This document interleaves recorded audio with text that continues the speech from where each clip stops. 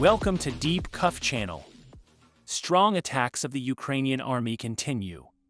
Russian army is facing massive explosions. Center of the battle is shifting from Bakhmut to the Solda region. President of Ukraine Volodymyr Zelensky made important statements. Explosions are heard again from the Belgorod region. Russia is trying to respond to the attacks of the Ukrainian army. Russian Air Force suffers great losses. Will the most advanced Russian warplanes go to Ukraine? Sweden can provide critical aid to Ukraine. Will Turkey's domestic and national warplane be able to dominate the Ukrainian skies? According to the statement made by the General Staff of the Armed Forces of Ukraine, Russia lost 590 soldiers, 11 tanks, 17 armored combat vehicles, 4 artillery systems, and 7 tactical UAVs in the last 24 hours. We see that the Russian losses are increasing day by day. Meanwhile, Russia tried to make an urgent offensive move to thwart the Ukrainian army's counterattack. According to local sources, Russia carried out 31 attacks with the participation of warplanes, in addition to 7 missile attacks. In addition, Russia wanted to break the power of the Ukrainian army by carrying out 71 attacks using multi-barrel rocket launcher systems. Vast majority of attacks are concentrated in the Bakhmut, Avdiivka and Solda regions.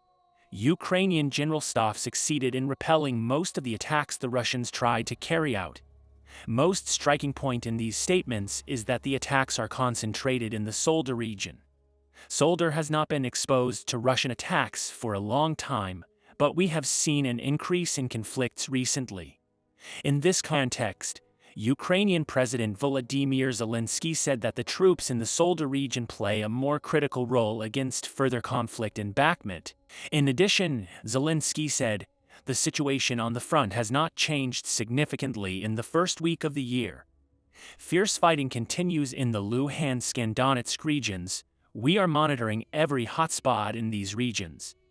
General Syrskyi, one of the Ukrainian military commanders, said that the situation in Solda and Bakhmut is critical for the Ukrainian army. While these statements were being made, explosion sounds began to be heard from the Belgorod Oblast, which was under the control of the Russian army.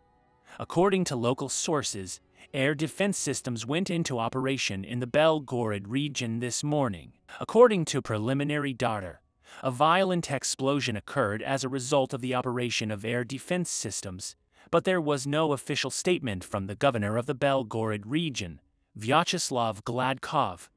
Meanwhile, it is known that an air defense missile was fired at an unknown target.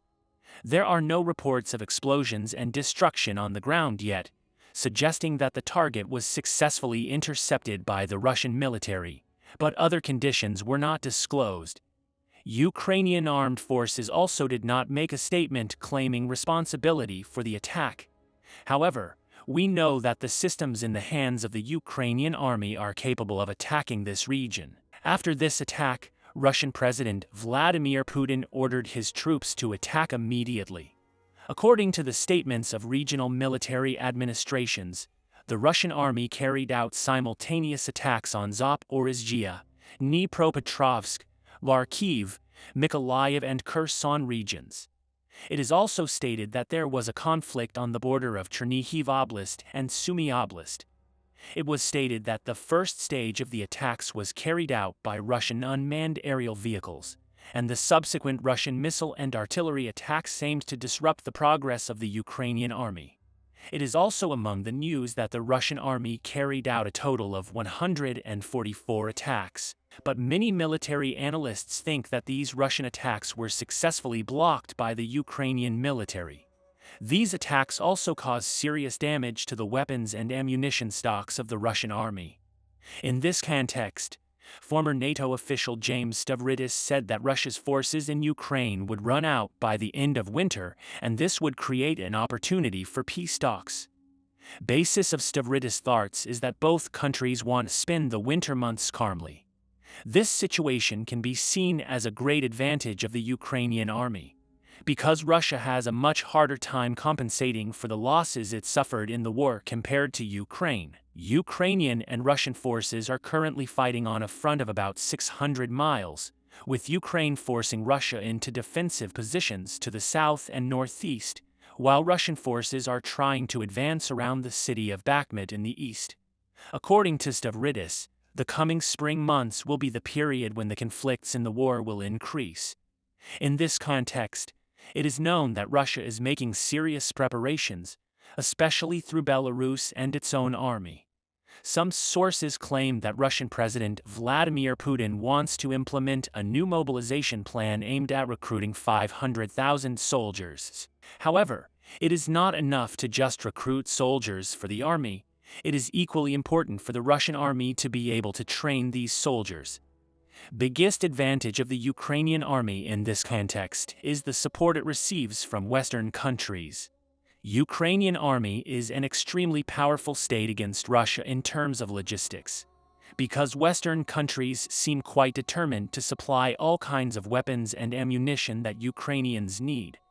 In this context, it is known that the Russian army suffered the greatest losses in the Air Force. According to the Chief of the General Staff of the Armed Forces of Ukraine, on the last day, the Ukrainian military aviation began to conduct operations against the positions under the control of Russian troops. After these attacks, Russia also attempted to attack the Ukrainian army using its air force. While the Ukrainian army responded quickly to these attacks, it also inflicted significant damage on the Russian army. According to information received, Ukrainian Air Defense Forces destroyed 3 helicopters serving in the Russian army. Type of these helicopters is probably Ka-52 attack helicopters. Ukrainian army often destroys these helicopters. In this context, we have to say that the air defense forces are exceedingly successful. Russian military also seems to want to strengthen its air force. However, UK Defense Intelligence has announced that Russia is reluctant to deploy its most advanced Su-57 Felon fighter jets on Ukrainian soil. UK Defense Ministry noted that since June 2022, the Russian Air Force has almost certainly used the Su-57 Felon to conduct missions against Ukraine, but these missions are likely limited to flying over Russian territory and performing long-range air launches. Although the Su-57 is promoted as the most advanced system of Russian aviation, its use at the front is minimal. Russia wants to use warplanes in different ways. According to the latest allegations, Russia sent the Su-34 Mim-2 attack aircraft to Ukraine for testing. Russia thinks that these planes will add great strength to its air force, but the current situation on the front shows the opposite. Ukraine, on the other hand, frequently demands warplanes from Western countries. In this context, the solution may come from Turkey. Turkey has announced that it has started preparations for the first flight of the 5th-generation fighter jet TFX. Turkish aircraft manufacturers announced that during the ongoing tests, it was determined that the last 5th-generation Turkish fighter aircraft TFX was fully ready for the start of flight tests, and therefore it was decided to shift the timing of its first flight. Aircraft will make its first flight in 2023. Some sources claim that this aircraft can serve the Ukrainian army. Finally, Sweden plans to supply the Archer self-propelled howitzer to Ukraine. A military analyst claimed that Sweden has made a decision and is currently considering what quantity and which self-propelled howitzers it will deliver. Swedish ground forces currently have 48 Archer artillery systems. We'll see what the future brings. Victory to Ukraine. We will continue to monitor the world and especially Ukraine. We'll see what happens in the next few days. We have reached the end of another video. You can support us by liking the video. You can easily follow new videos by subscribing. I wish you all a war-free day. See you.